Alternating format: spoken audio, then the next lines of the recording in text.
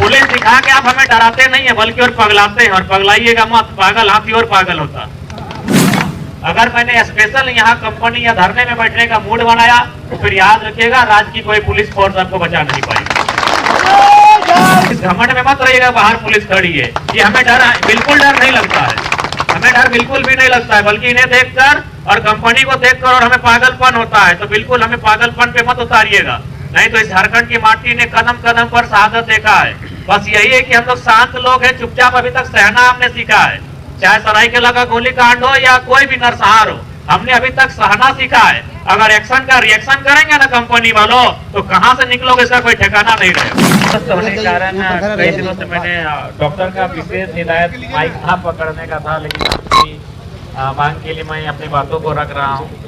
और मैं स्पष्ट कहना चाहूँगा, जो भी प्रबंधन है हमारी आवाज़ शायद सुन ही रहे होंगे, ऐसा बात नहीं कि नहीं सुन रहे हैं। मैं जब भी कोई कंपनी या फैक्ट्री में जाता हूं तो भाषण देने के लिए नहीं, तालाबंदी के लिए जाता हूं, इस बात को थोड़ा याद रखिएगा। और यदि आप नहीं जानते हैं तो धनबाद या बोकारो का कोई पेपर का पन्ना पिछले 6 महीने का उठा के देख लीजिएगा। जब किसी फैक्ट्री या कंपनी में हमारी एंट्री होती है तो वहाँ का जीएम के पसीने से मैंने सर से पसीना आता है, तो इस बात को भूलिएगा नहीं। देखिए, सबसे पहली बात, आज हमारे देश में 28 राज्य, 8 केंद्र शासित राज्य हैं, और जैसा कि सभी जानते हैं, सभी लोग धूप सहते हैं, जाड़ा सहते हैं, बारिश सहते हैं, धूल सहते हैं, लेकिन झारखंड के लोग एक एक्स्ट्रा चीज सहते हैं जिसको अन्याय और जुल्म कहते हैं। भारत के लोग नहीं सहते हैं, बाकी लोग जाड़ा सहते हैं, धूप सहते हैं, बारिश सहते हैं, गर्मी सहते हैं, लेकिन झारखंड के लोग एक एक्स्ट्रा चीज सहते हैं जिसको जुल्म और अन्याय कहते हैं। और पता नहीं जो लोग हैं उनकी मानसिकता इतनी विकृत क्यों है, इतनी घृणित क्यों है, खासकर जो अधिकारी बन के आते हैं, जो लोग किसी कंपनी को चलाने के लिए आते हैं, जो लोग IAS IPS बनकर राज्य को चलाने के लिए आते हैं, जिला को चलाने के लिए आते हैं, पता नहीं लोग इतना नफरत क्यों करते हैं आदिवासियों से, मुझे आज तक पता नहीं चला। मैं ये बात इसलिए कह रहा हूँ क्योंकि आज 2 जनवरी है और कल ही 1 जनवरी था। आपको पता है दोनों दिन नरसंहार हुआ है आदिवासियों का। 1 जनवरी को सरायकेला में गोली कांड हुआ था, खरसवा में 1948 में, और 2 जनवरी को 2006 कलिंगा नगर में भी आदिवासियों का नरसंहार हुआ था।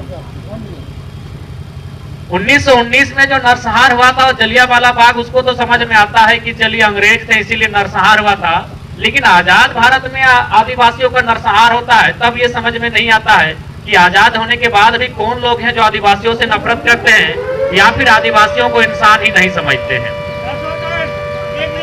कहीं ना कहीं ये बहुत बड़ा सवाल है। आज ये हिंदुस्तान कॉपर लिमिटेड की बात कहें या फिर टाटा जमशेदपुर में जो भी बड़ी बड़ी कंपनियां हैं, वो कहीं ना कहीं हमारी जमीनों पर स्थापित है। वो जमीनें यहाँ के आदिवासियों की हैं, यहाँ के मूल निवासियों की हैं। और आज आप टाटा की बात करें तो 1907 में जमीन अधिग्रहण हुआ है। आज एक बच्चा जानता है कि उस जब पहली बार कंपनी खड़ी हो रही थी तो किसके नाम से हो रही थी और आज टाटा का ओनर कौन है।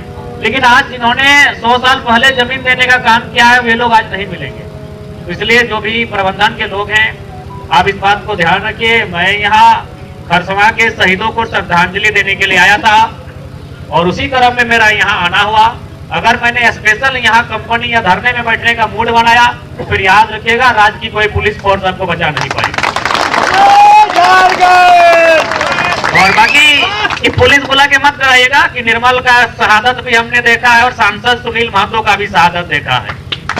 तो पुलिस दिखा के आप हमें डराते नहीं है बल्कि और पगलाते हैं, और पगलाइएगा मत, पागल हाथी और पागल होता। ठीक है, मौत तो जब हम लोग 5वीं 6वीं क्लास में तबे सुनील महतो का शहादत का किस्सा पढ़े थे अखबार के पन्नों से। तो ये जो आप कंपनी वाले जो बड़े बड़े अधिकारी अंदर बैठे हैं, हमारी जमीनों पर जो फुटानी कर रहे हैं, हमारी जमीनों पर आपके बीवी बच्चे ऐसो आराम का जिंदगी यापन कर रहे हैं, हम लोग धूल खा रहे हैं, तो इस घमंड में मत रहिएगा बाहर पुलिस खड़ी है। ये हमें बिल्कुल डर नहीं लगता है, हमें डर बिल्कुल भी नहीं लगता है, बल्कि इन्हें देखकर और कंपनी को देखकर और हमें पागलपन होता है। तो बिल्कुल हमें पागलपन पे मत उतारिएगा, नहीं तो इस झारखंड की माटी ने कदम कदम पर शहादत देखा है। बस यही है कि हम लोग शांत लोग हैं, चुपचाप अभी तक सहना हमने सीखा है। चाहे सरायकेला का गोली कांड हो या कोई भी नरसंहार हो, हमने अभी तक सहना सीखा है। अगर एक्शन का रिएक्शन करेंगे ना कंपनी वालों तो कहां से निकलोगे इसका कोई ठिकाना नहीं रहेगा। संजीवनी बूटी फिल्मों में ठीक लगता है, हकीकत में कोई संजीवनी बूटी नहीं होता है।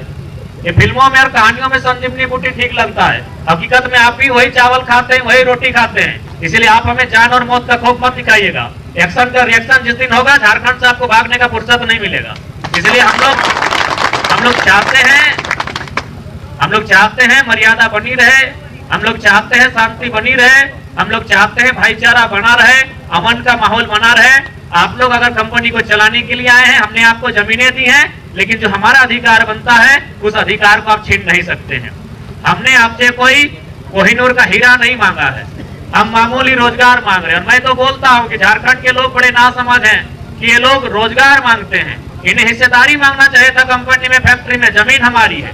जब भी कोई काम होता है, जब भी कोई योजना आती है, दो चीजें इंपॉर्टेंट होती है। जब भी कोई योजना आती है, दो चीजें इंपॉर्टेंट होती है, एक होता है पूंजी और दूसरा होता है जमीन। दो चीजें सबसे पहले होती है। कोई चाहे टाटा आए चाहे टाटा का बाप आए, दो ही चीज इंपॉर्टेंट होता है, एक जमीन और दूसरा पूंजी। अगर पूंजी टाटा का है तो जमीन हमारा है। यदि टाटा का पूंजी है तो 100 साल बाद भी मालिक टाटा है, जमीन हमने 100 साल पहले दिया है, हमारे पास क्या है।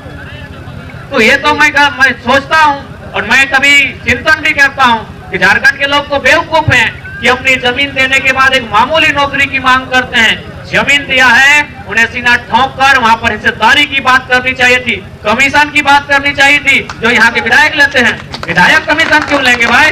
जमीन हमने दिया है, कमीशन लेने का अधिकार हमारा है। IAS IPS कमीशन क्यों लेंगे? BDO CO दरोगा पुलिस इंस्पेक्टर कमीशन कहाँ लेंगे? फैक्ट्री से। जमीन हमारी है, हमको कमीशन मांगना चाहिए था, हमें हफ्ता लेना चाहिए था। हम नौकरी करेंगे, पसीना बहाएंगे, मजदूरी करेंगे जमीन देने के बाद। हमें दुख लगता है, हमें शर्म लगता है कि आज भी झारखंड के लोग अपनी खेती बाड़ी देने के बाद वहाँ मजदूर बनने के लिए हाथ फैलाते हैं, मजदूर बनने के लिए धरना देते हैं। हमें शर्म लगता है। लेकिन खैर, अभी हम जिस बात के लिए आए हैं उसी बात पर अमल है। जो 7-8 बिंदुओं की बात कही गई है, जो भी कंपनी के अंदर बैठे लोग हैं, GM है, HR है, बाहर आके वार्ता करें। नहीं तो फिर अगले दिन अगर हम आए कभी और स्पेशली अगर कंपनी के नाम से, तो फिर ऐसा बंद करेंगे कि आपको लघु शंका और दीर्घ शंका कंपनी के भीतर करना होगा। और यदि आपको मजाक लग रहा है तो हाल ही फिलहाल वेदांता में करके आए हैं, पूछ लीजिएगा।